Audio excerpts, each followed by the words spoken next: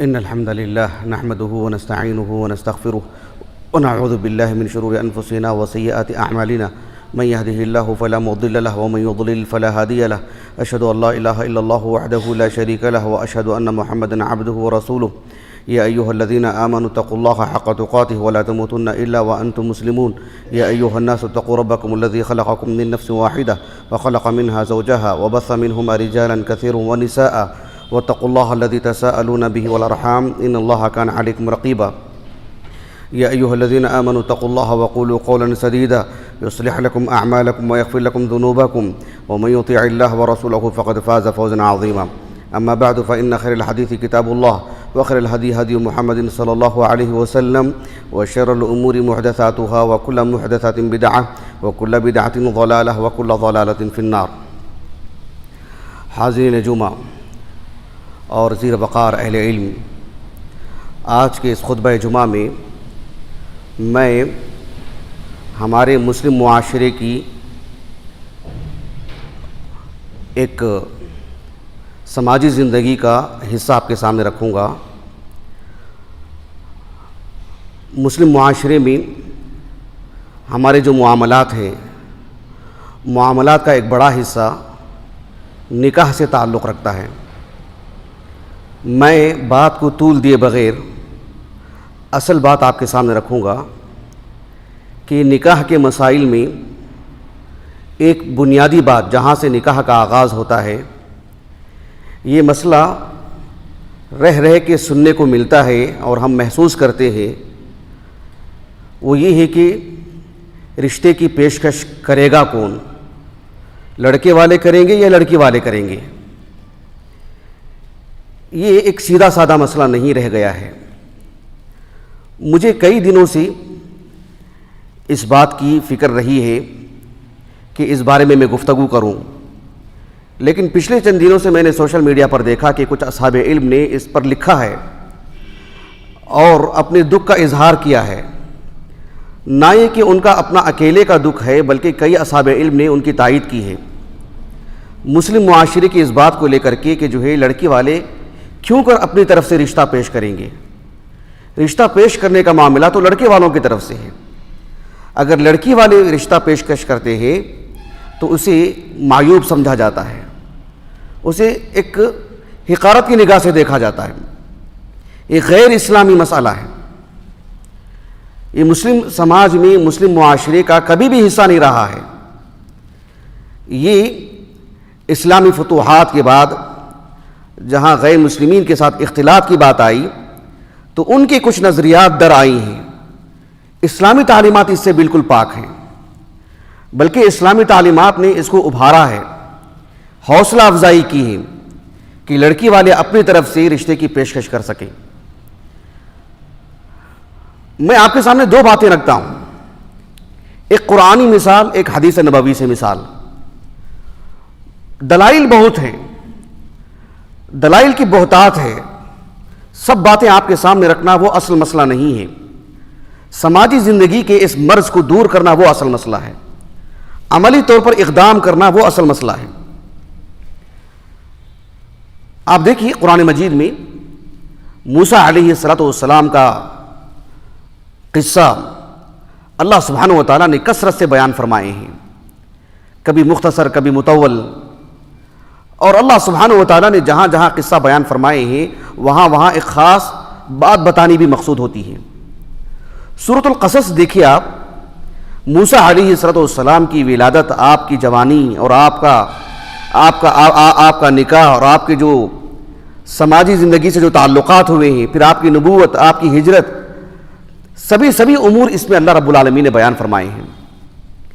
موسیٰ علیہ السلام جو مدین کے ایک بزرگ کے گھر گئے، واقعہ ہمارے ذہنوں میں ہے، عامت الناس بھی جانتے ہیں.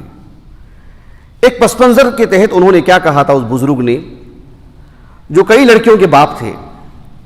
انہوں نے موسیٰ علیہ السلام سے فرمایا، اللہ تعالیٰ نے ان کی جو بات نقل فرمائی، کیا کہا، قال انی ارید ان انکحک احدی ابنتی ہاتین علی ان تأجرنی 8 حجج. یہ قرآن کی آیت کریمہ ہے، یہ اللہ کا کلام ہے. ظاہر بات ہے اس میں مسائل کی کثرت ہوتی ہے. اہل علم نے کئی مسائل اس آیت کریمہ کے ضمن میں بیان فرمائے ہیں. ابو عبداللہ القرطبی رحمہ اللہ کو لے لیجیے آپ، ان کی جو تفسیر ہے الجامع لاحکام القرآن، اس آیت کریمہ سے متعلق آپ نے تقریباً 20 مسائل بیان فرمائے ہیں. جو چھٹواں مسئلہ انہوں نے ذکر کیا ہے، کہا کہ فیہ عرض الولی بنتہ علی الرجل. اس آیت کریمہ سے یہ بات بھی معلوم ہوتی ہے کہ لڑکی کا ولی، لڑکی کا سرپرست، لڑکی کا باپ اپنی طرف سے اقدامی طور پر رشتے کی پیشکش کر سکے کسی مرد پر. صرف اتنی بات نہیں کہی آپ نے. ابو عبداللہ القرطبی رحمہ اللہ نے کہا کہ وَهَذِهِ سُنَّةٌ قَائِمَةٌ، یہ تو ایک ثابت شدہ سنت ہے، یہ اللہ نے فطرت میں رکھا ہے. شروع دن سے دیندار مسلمانوں کے گھرانوں میں یہ بات رہی ہے، مسلم معاشرے میں یہ بات رہی ہے کہ لڑکی والوں نے پیشکش کی ہے اپنے رشتے کی طرف، اپنے رشتے سے متعلق. ابو عبداللہ القرطبی رحمہ اللہ نے کہا کہ لوگوں کو چاہیے کہ جو لڑکیوں کے سرپرست ہیں وہ اقدامی طور پر آگے بڑھ کر کے اپنے رشتے کو رکھیں. کہا کہ کیوں؟ اقتداء بالسلف الصالح. یہ ابو عبداللہ القرطبی رحمہ اللہ کی بصیرت افروز بات ہے. سلف صالحین کا یہ معمول ہے، یہ آپ کا عمل ہے، یہ ان کی سنت ہے، اس کو باقی رکھنا چاہیے، کوئی عیب نہیں. یمن کے عظیم قاضی، یمن کے عظیم عالم قاضی شوکانی رحمہ اللہ، ان کی جو تفسیر کی کتاب ہے فتح القدیر، اس میں آپ نے اس آیت کریمہ سے متعلق لکھا کہ فیہ مشروعیت عرض ولی المرأة لها علی الرجل. آپ نے تو اس کی مشروعیت بیان کی، شرعی نقطہ نظر سے بیان کیا کہ لڑکی والوں کا اپنے تئیں رشتے کو آگے بڑھانا، لڑکے والوں کے گھر کو دستک دینا، ان کے گھر جانا، ان سے کہنا کہ ہمارے گھر میں لڑکی جوان ہو چکی ہے، رشتے کے لیے ہم آپ کے پاس آئے ہیں. کہا کہ اس کا تو مشروع ہونا ثابت ہے. اور آپ نے کہا کہ وَهَذِهِ سُنَّةٌ ثَابِتَةٌ فِي الْإِسْلَامِ، یہ اسلام کا ایک بنیادی مسئلہ ہے سماجی زندگی کا. اسلام نے اس کی ہمت افزائی کی، حوصلہ افزائی کی. جن کے گھروں میں لڑکیاں ہوتی ہیں، اسلامی تعلیمات کا خلاصہ یہ ہے کہ ان کو خوب عزت بخشی گئی ہے، ان کے مقام عالی کو جگہ جگہ بیان کیا گیا ہے. ہم اپنے تئیں جو ہے خواہ کی ذہنی مرض کا شکار ہو جاتے ہیں. ہماری اس دور کے علماء میں سے ماضی قریب کی الجزائر کی مایہ ناز شخصیت ابن عاشور رحمہ اللہ، ان کی جو تفسیر ہے التحریر والتنویر، اس میں اور فقیہ الامہ شیخ محمد ابن صالح ابن عثیمین رحمہ اللہ، انہوں نے بھی اپنی تفسیر میں اس مسئلے کی صرف جواز کی حد تک گفتگو کی ہے کہ جیسے لڑکے والے آگے بڑھتے ہیں ویسے لڑکی والے بھی آگے بڑھ سکتے ہیں، جواز کی حد تک. لیکن شیخ ابن عثیمین رحمہ اللہ نے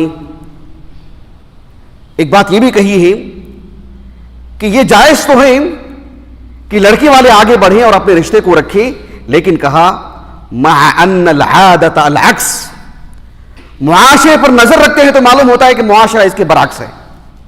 لڑکی والے آگے نہیں بڑھتے ہیں، اپنی توہین سمجھتے ہیں، اور معاشرہ بھی اسے آر سمجھتا ہے، اچھی نگاہ سے نہیں دیکھتا ہے. یہ خود فی نفسی معیوب چیز ہے. ہمارے بر صغیر کے معروف عالم دین، ایک خبیر انسان جو عقدی اعتبار سے، عبادات کے باب میں، معاملات کے باب میں ہر پہلو پر کہا اور قلم اٹھایا، سب کے ہاں مقبول ترین عالم دین، ان کا انتقال ہوئے 1 سال ہونے کو آ رہا ہے، حافظ صلاح الدین یوسف رحمہ اللہ. ان کی جو تفسیر ہے احسن البیان، گو کہ مختصر ہے، نہایت مفید. آپ نے اس آیت کریمہ کی تفسیر میں لکھا کہ ہمارے ملک میں لڑکی والوں کی طرف سے نکاح کی خواہش کا اظہار کرنا معیوب سمجھا جاتا ہے، جبکہ شریعت الہیہ میں یہ چیز مذموم نہیں ہے، بلکہ محمود اور پسندیدہ عمل یہ ہے کہ لڑکی والے آگے بڑھیں. یہ حافظ صلاح الدین یوسف رحمہ اللہ نے لکھا ہے. آپ ہمارے پڑوسی ہیں، لیکن ہمارے ملک کا بھی یہی حال ہے، ہماری گلی کوچوں کا بھی یہی حال ہے، ہمارے خاندان میں بھی یہی حال ہے. اس مرض کو دور کرنا چاہیے. اللہ جزائے خیر دے امام المحدثین سید الفقہاء امام بخاری رحمہ اللہ کو، آپ نے اس کا بھی علاج کیا. آپ نے اس سلسلے میں آپ نے تنبیہ کی امت کو کہ غیر اسلامی نظریات، غیر اسلامی افکار عقدی اعتبار سے، عبادات کے اعتبار سے، سماجی زندگی کے اعتبار سے جو ہمارے اپنے اندر آ رہے ہیں، اس کی نوٹس لیا آپ نے. امام بخاری رحمہ اللہ نے اپنی الصحیح کی کتاب النکاح میں ایک مستقل باب قائم کیا کہ باب عرض الرجل ابنتہ او اختہ علی اہل الخیر.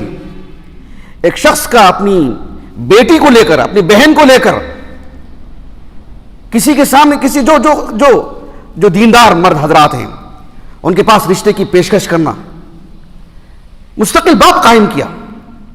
اور وہ معروف قصہ آپ نے نقل کیا جو امام بخاری رحمہ اللہ کے افراد میں سے ہے، وہ حدیث مبارکہ. عبداللہ بن عمر بن خطاب رضی اللہ عنہما کہتے ہیں کہ جب ان کی بہن حفصہ رضی اللہ عنہا اور جب ان کے شوہر کا انتقال ہوا اور عدت کی مدت سے وہ نکل کے آئیں، تو عمر بن خطاب رضی اللہ عنہ نے اپنی بیٹی حفصہ کے لیے عثمان بن عفان رضی اللہ عنہ کے گھر گئے. آپ نے عدم التفات کیا.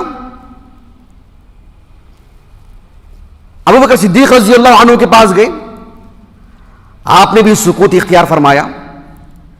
دراصل یہ جو دونوں صحابی ہیں ان کے علم میں یہ بات تھی کہ رسول اللہ صلی اللہ علیہ وسلم حفصہ رضی اللہ عنہا سے نکاح کی خواہش رکھتے ہیں. بالآخر اللہ کے رسول صلی اللہ علیہ وسلم نے ان سے نکاح فرمایا. یہاں جو ہمارا مستدل ہے وہ یہ کہ عمر بن خطاب رضی اللہ عنہ ایک لڑکی کے باپ ہیں. آپ نے اپنی بیٹی کا رشتہ دو مرد حضرات کے پاس لے کر کے گئے، دو گھرانوں کی دستک دیا آپ نے. یہی اصل ہے. یہ واجبات میں سے نہیں ہے کہ لڑکی والے ہی جائیں، نہ یہ واجبات میں سے ہے کہ لڑکے والے ہی جائیں. لیکن اس مرض کا نتیجہ کیا ہے؟ اس مرض کا نتیجہ یہ ہے کہ لڑکی کے ماں باپ اس اعتبار سے بھی لڑکی کے دن نکالتے جا رہے ہیں. کئی ایک لڑکیوں کی شادیاں نہیں ہو رہی ہیں، اسباب بہت ہو سکتے ہیں، یہ مستقل ایک سبب ہے، مرض ہے، یہ عیب ہے، یہ بہت بڑی برائی ہے. یہ چند ایک افراد کی وجہ سے پورا معاشرہ ان کی زد میں آ جاتا ہے، پورا معاشرہ غیر شعوری طور پر ان کے حامی بھرتا ہے. اور پھر اسی طریقے سے خاندان میں 2-3 افراد کی وجہ سے پورے خاندان میں عیب سمجھا جاتا ہے کہ وہ کیسے آگے بڑھ گئے، وہ کیسے آگے بڑھیں گے، انتظار میں رہتے ہیں کہ وہ کب پوچھیں گے، وہ کب پوچھیں گے. کتنی غلط بات ہے یہ. حافظ ابن حجر رحمہ اللہ اس حدیث کی، اس قصے کی شرح کرتے ہوئے آپ نے لکھا جو صحیح بخاری میں ہے، کہا کہ فیہ عرض الرجل ابنتہ علی الرجل، عرض الولی ابنتہ علی الرجل. کہا کہ ایک مرد کا، ایک سرپرست کا، لڑکی کے سرپرست کا اپنی بیٹی کو لے کر، اپنی بہن کو لے کر، علی من یعتقد خیرہ وصلاحہ، جس مرد میں خیر ہو، صلاح ہو، اس کے گھر کی دستک دینا، اس کے پاس جانا. کہا کہ یہ اس کا جواز معلوم ہوتا ہے. اور حافظ ابن حجر رحمہ اللہ نے آخر میں جو بات کہی وہ بہت ہی حیران کن ہے. حافظ ابن حجر رحمہ اللہ نے کہا کہ وَأَنَّهُ لَاسْتِحْيَاءَ فِي ذَلِكَ، کہا کہ لڑکی والوں کے آگے بڑھنا اس میں کوئی عار نہیں، اس میں ان کی توہین نہیں، اس میں شرم کی بات کہاں سے آ گئی. یعنی ہمارے ان علماء نے زمانے کے رفتار کے ساتھ ساتھ جیسے جیسے غیر اسلامی نظریات اندر آئیں، آپ نے نوٹس لی، تنبیہ کی امت کو، اور علی الفور متنبہ ہوئے. اگر کسی کے گھر میں نہیں ہے تو بہت اچھی بات ہے، لیکن معاشرے میں خاندان کے اگر بات کرتے ہیں، چند ایک افراد کی وجہ سے پورا خاندان اس کی لپیٹ میں آ جاتا ہے، الگ نگاہ سے دیکھتے ہیں اس کو.